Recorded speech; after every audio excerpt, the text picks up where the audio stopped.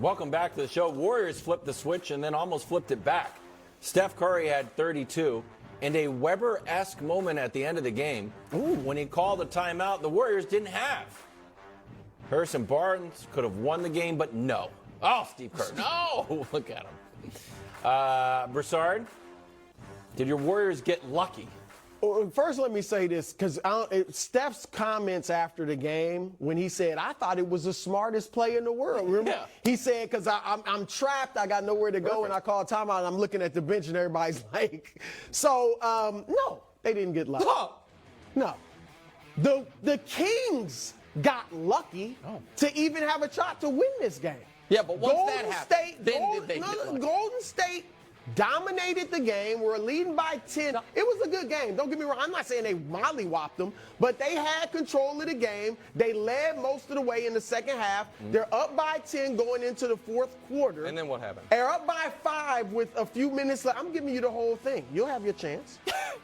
They're up by 5 with, a minute left. Then they fall apart. Uncharacteristically, Steph, of course, makes the timeout call. Steph takes the shot. Early, right. They could have ran that thing down to a few seconds left. And that's my point. That the Kings, this game was over. The Kings were lucky that the Warriors made some bad mistakes, and then they had a chance to win. Now, the Warriors, all that happening, were fortunate.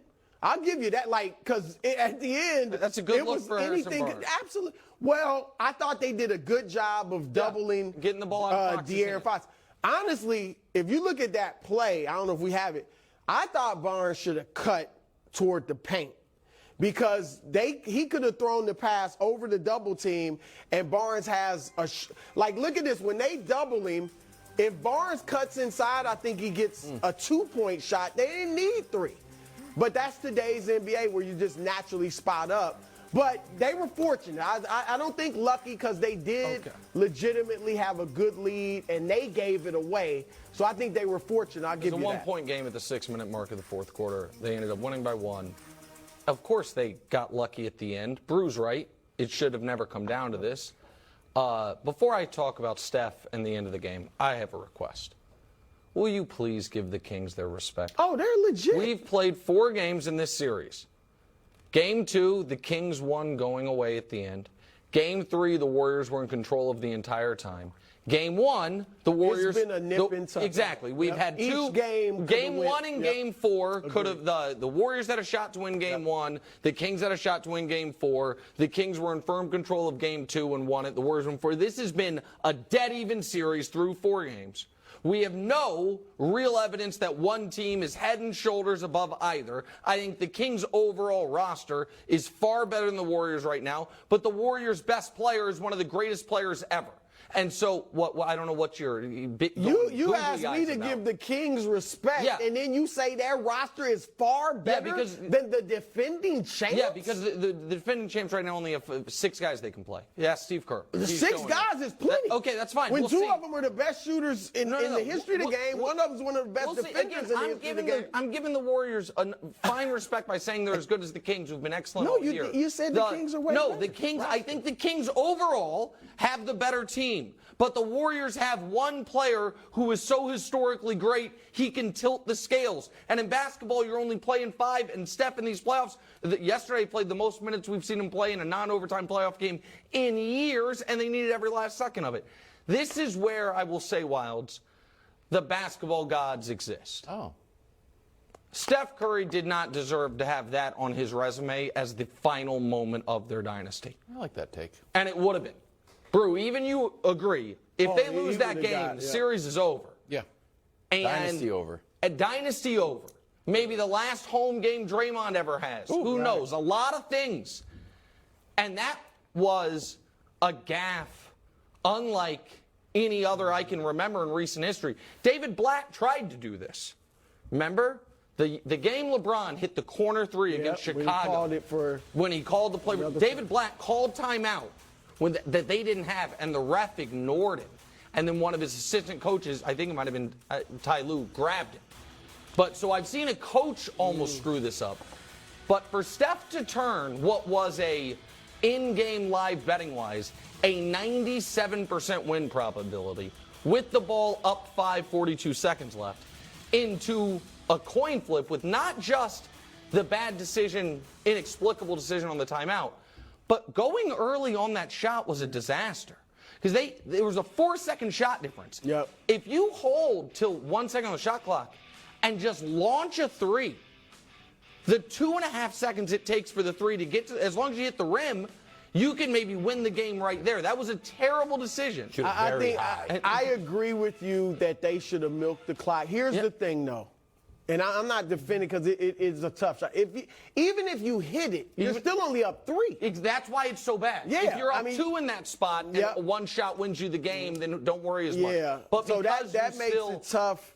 But so Steph didn't deserve The one thing I will say, though, I think that's a great take. That, because this would have. It would have been on the resume. Everybody's talking about it already, and they overcame it. But had they lost this game, this would have been huge. But this, to me, it was in line with JR for getting the score. But JR is not one of the greatest players of all time, and that wouldn't have been the kill shot on a dynasty.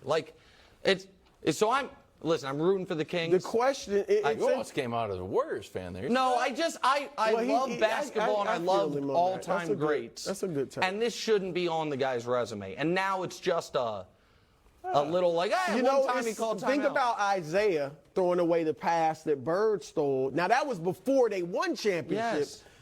Yes. This would have been very similar to that. Isaiah ended up being able to overcome that. This would have been after Steph won his 4 rings. So. Okay. Did he overcome that? Isaiah? Yeah, it's a legendary bad pass. Yeah, getting he won ejected. 2 rings back to back. I know. He's Magic and Bird. Still threw away. And Mr. Michael. Celtics fan. Michael. And Michael, too. That's right. Draymond started game 4 on the bench. Warriors started Steph, Poole, Clay, Wiggins, and Looney. Same as game 3. Here's Draymond. 11 years in, you start to feel a sense of entitlement. Like that spot's yours and starting is yours. And I never want to reach that point in my career where I feel entitled to something. Those guys don't fare well in the end. So just wanted to do what I thought was best for this team, and it was good for us. I thought this was a very savvy quote. Do you think he stays coming off the bench? I think this is a tough call. And to be honest, either way they go, I think will be okay. It's hard to be 100% one way or the other. I thought Draymond played well. He didn't shoot well. 3 for 14, but 12 points, 10 rebounds, 7 assists.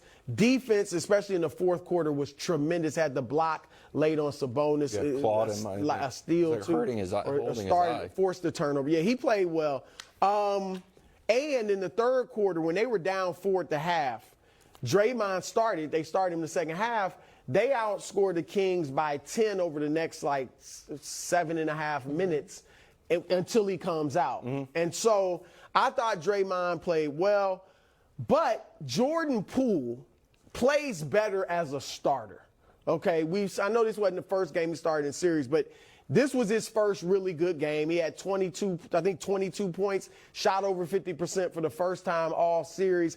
And his numbers, we could see just throughout his career, he's been better, far better as a starter than off the bench. Now, I get it, some of those games were without Steph, so his numbers had to be higher to score. But still, he's just clearly more comfortable in the starting role. And, Nick, they may need his shooting to win a game that is, this series has been a shootout with the Kings.